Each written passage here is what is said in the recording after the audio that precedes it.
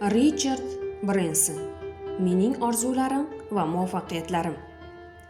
Agar siz avtobiografiya kabi adabiyot janriga hech qachon qiziqmagan bo'lsangiz, Richard Bransonning kitobini albatta o'qib chiqishingiz shart.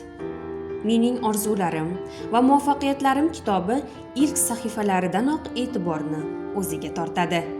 Bu ajoyib inson hayotining aql bovar qilmaydigan hikoyasi hech kimni befarq qoldirmaydi. Muvaffaqiyat hikoyalari haqida ko'plab kitoblar bor, lekin ular orasida Virgin Group korporatsiyasi asoschisi Richard Bransonning avtobiografiyasi alohida o'rin tutadi.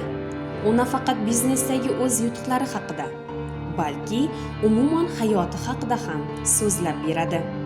Ushbu asarda uning Iordaniya qiroli bilan do'stligi, Saddam Husayn bilan muzokara olib borishga to'g'ri kelganida Bag'doddan garovga olinganlarni qutqargani yoki havo sharida Tinch okeanini qanday kesib o'tgani haqidagi hikoyalari o'rin olgan.